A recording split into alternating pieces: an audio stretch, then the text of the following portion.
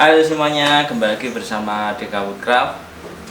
Nah, di samping saya sudah ada mesin planer jointer ya. Dulu saya pernah mengunboxing ini dan sesuai janji saya akan mereview produk ini. Nah, sebelumnya memang hanya unboxing ya, merakit, mengassembly, karena ini juga banyak sekali ya, saya beli baru jadi merakit dari nol. Nah, ini sudah jadi, sudah saya rakit semuanya dan sudah saya uji coba berapa kali, dan hari ini akan saya sharekan pengalaman saya mencoba mesin jointer Oscar 6 in ini. Nah, kalau saya mereview biasanya yang sering banyak pertanyaan itu dimulai dari watt gitu ya, wattnya berapa. Kalau ini karena ini 1 PK, wattnya 750. Nah, 750 watt ini kadang angkatan pertamanya yang agak berat ya. Misalnya listrik saya 2200, jadi aman-aman saja. Kalau listriknya 900 itu mungkin agak mepet ya. Bisa jadi angkatan pertama bisa jadi jeglet gitu ya, loss gitu.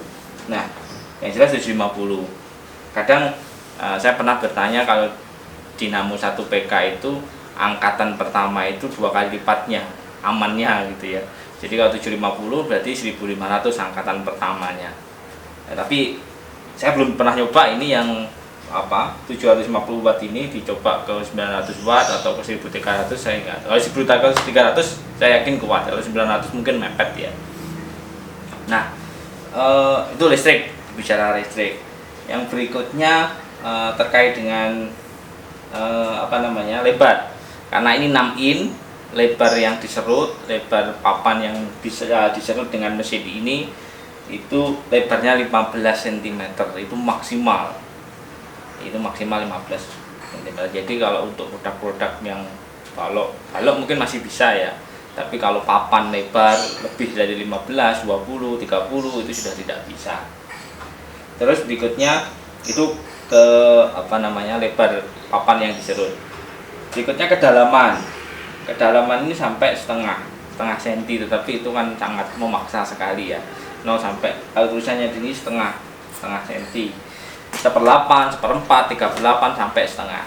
Ini ukurannya kedalaman kayu yang diserut.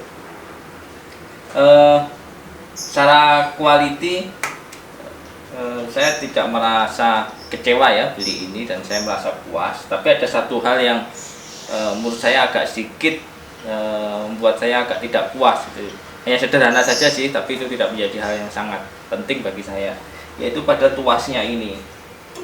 Tuasnya ini terbuat dari plastik, jadi kayak kesannya besi ya, karena untuk biasanya kan tuas-tuas seperti ini biasanya besi cor, tapi kalau yang ini plastik gitu ya. Tapi tidak masalah lah, kalau kemungkinan pecah mungkin bisa diganti dengan yang lain. Terus ada penutupnya ini juga, jangan sampai ini dicopot, karena ini juga buat kenyamanan kita, keamanan kita, safety. Terus yang lain overall ya worth it lah, dengan harga saya dapatkan 4.800.000 gitu ya. Oh ya, biasanya banyak yang bertanya terkait dengan harga juga. Ini saya dapat di Malang 4.800.000. Mungkin di tempat lain bisa berbeda. Oke, apalagi ya, kita langsung praktek saja ya. Kita langsung praktek aja hari ini. Saya praktek dan saya sedikit sharing bagaimana sebagai pemula menyerut dengan mesin duduk planer jointer ini. Apa sih fungsinya jointer ini? Jointer ini fungsinya adalah untuk meluruskan kayu pasti. Namanya jointer ya, itu untuk meluruskan kayu, untuk meratakan kayu. Diamplas apa nggak bisa ya? Bisa, tetapi tidak serata menggunakan mesin jointer. Kan ada serut tangan gitu ya. Tapi tentunya serut tangan sama serut duduk apa bedanya? Itu menjadi sebuah pertanyaan ya bagi teman-teman. Nah, kalau serut tangan, kalau kita tidak pengalaman, kalau kita jam terbang kita belum tinggi, itu pasti sangat sulit sekali untuk meratakan kayu, karena kan yang gerak adalah mesinnya. Nah, kalau ini yang gerak adalah kayunya, kan gitu ya. Oke, langsung saja. Saya juga belum punya banyak pengalaman, belum punya banyak skill melakukan jointer kayu gitu ya. Hal-hal apa saja yang perlu kita pahami. Tetapi saya mencoba review, mencoba membaca-baca, mencoba bertanya ke teman. Hal yang pertama yang harus dilakukan adalah kita mengamati kayunya dulu. Jadi kayu ini jenis kayu apa dan serat kayunya arahnya kemana, itu juga perlu dipelajari. Sehingga kalau kita menyerut sebuah kayu, jangan sampai kita melawan dari serat itu. Tetapi kadang kayu itu juga seratnya berlawanan. Di sini seratnya ke sini, di sini seratnya ke sana, itu juga memungkinkan. Jadi itu perlu dipelajari juga. Oke, ini ya mesin kayu mahoni. Ini sangat banyak di pasaran. Saya coba serut dulu.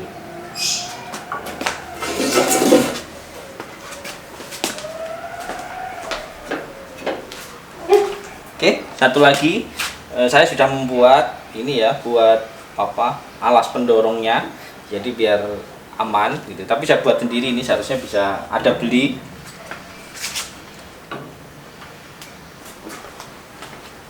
Oke, jangan lupa pakai kacamata karena juga bahaya. Karena ini papannya pendek, saya butuhkan satu saja. Oke, kita mulai ya.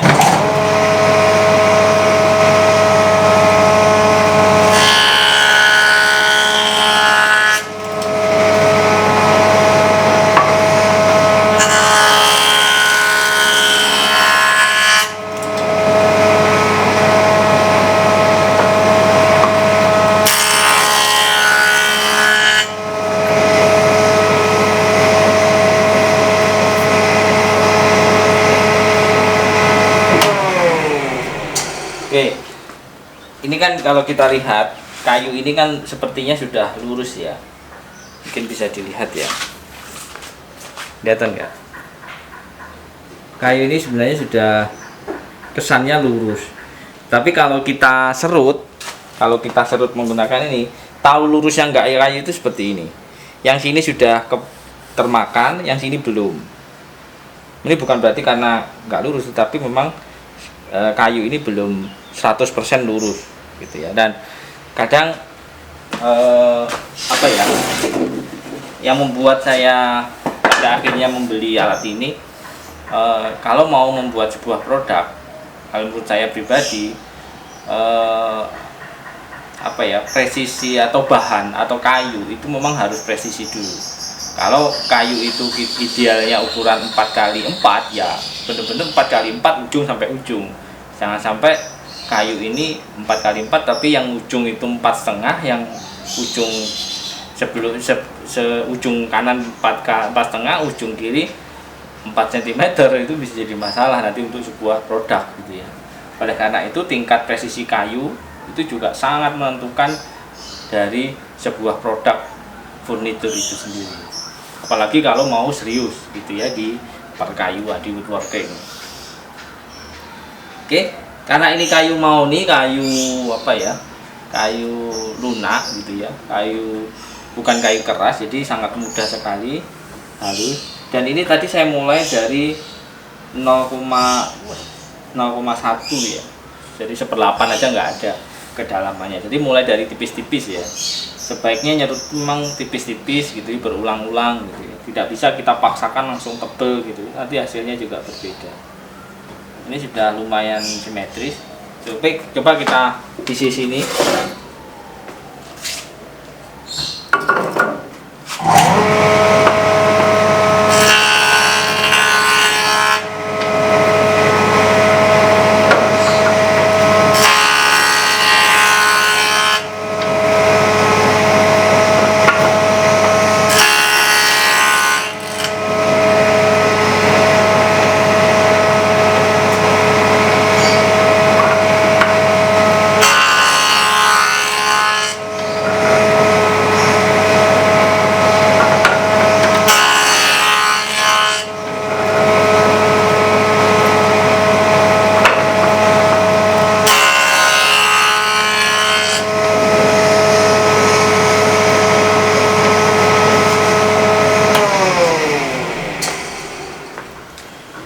Kalau orang pertukangan itu sering menyenter ini dengan gini ya. Nah, itu kadang bisa dilihat lurus tidaknya.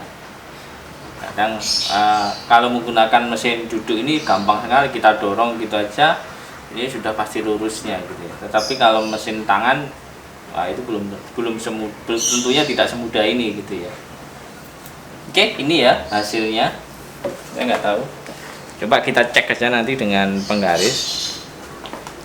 Ini ya hasilnya. Coba kita cek dulu apakah simetris. Cara ngecek sebuah kayu itu simetris atau tidak sebenarnya dikenakan sinar matahari gitu ya. Masih ada celah apa tidak. Nah itu caranya seperti ini. Atau ini kelihatan nggak?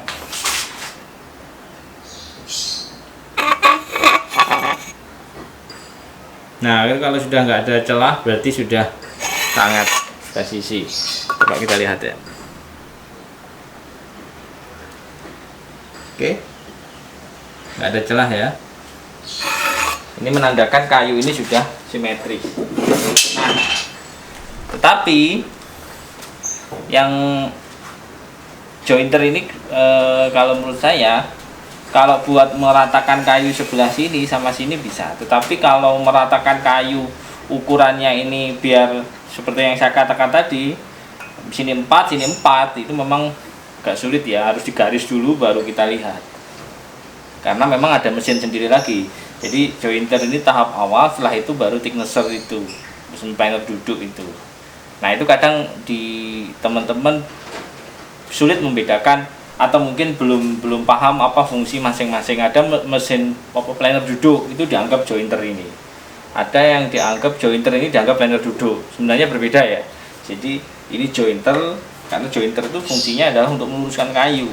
Setelah meluruskan kayu baru di planer duduk itu. Nah itu sebenarnya itu bedanya jointer sama planer duduk. Nah saya belum punya planer duduknya. Saya juga punya bermimpi itu biar dapat planer duduknya, itu masih berusaha terus karena harganya juga mahal. Soalnya ada sih yang murah tetapi saya pengen yang bagus sekalian. Oke, itu ya. Apalagi ya terkait dengan review ini. Tapi mungkin bisa sharing-sharing di kolom chat ya. Ada kalau yang punya pengalaman terkait dengan nyerut ini bisa sharing pengalaman di komen-komen. Saya tidak masalah karena saya juga masih pemula, jadi belum banyak pengetahuan. Tapi yang jelas pengalaman saya menggunakan mesin ini sangat nyaman, sangat mudah, dan ketika meluruskan kayu itu sangat gampang sekali. Setelah itu biasanya saya luruskan, kalau saya belum punya planer duduk saya siasati dengan table saw. Jadi saya potong dengan table saw, otomatis pasti sama nanti sini. Yang penting salah satu sisi sudah lurus. Kalau sisi sampingnya belum lurus, tinggal kita potong dengan table saw saja. Nah, oke. Terus berikutnya, apa fungsi dari fans ini? Ya, fungsi dari fans ini juga berpengaruh terhadap kualitas serutan kita. Jadi fan ini bisa bisa kita gerakkan sudutnya, bisa kita atur sudutnya. Kalau ini sudutnya simetris ya, berarti 0 derajat. Kalau miring kan bisa 30, bisa 40, 45 gitu ya. Nah, kalau ininya miring, fansnya ini miring, otomatis serutan kita juga akan miring karena kayu itu posisinya akan agak miring seperti ini. Nah, ketika nyerut itu kan tadi mungkin teman-teman lihat itu ketika semur saya pepetkan dengan fansnya. Nah, harapannya serutannya pun juga lurus. Kalau tidak kita pepetkan fansnya, itu bisa jadi kan kayunya bisa bergerak-gerakkan untuk ke kiri, sehingga ini tidak datar nanti. Jadi fan ini juga sangat penting. Oleh karena itu sebelum kita serut, kalau kalian punya, perlu disetting dulu fansnya benar-benar sudah 0 derajat belum, artinya benar-benar siku belum. Kalau dipastikan sudah siku, berarti bisa digunakan untuk menyerut. Ini sudah siku. Nah, ini settingannya di sebelah kanan, mungkin di video sebelumnya ada ya, atau mungkin dilihat nanti di video ini pengaturannya ya. Oke, itu apalagi ya fitur-fitur yang ada di sini sangat sederhana sekali. Yang jelas fungsinya adalah untuk meratakan kayu. Oke, sekarang kita coba untuk papan yang balok yang panjang. Nah,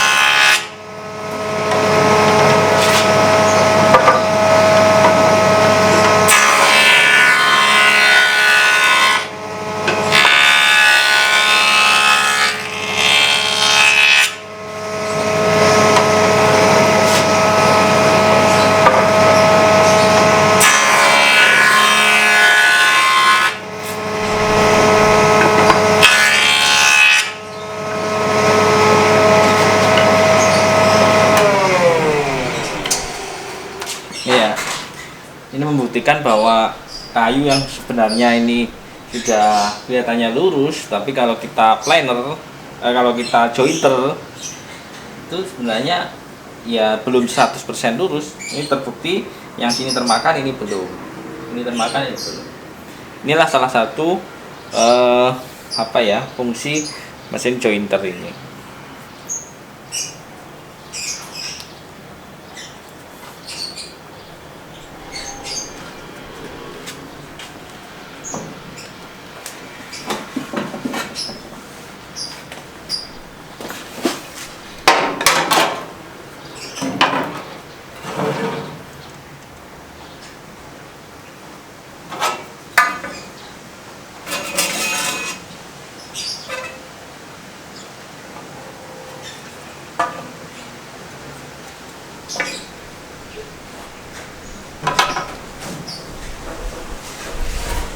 Oke, itu saja review singkat dari produk jointer Oscar ini. Semoga bermanfaat, terus berkarya, dan sampai jumpa.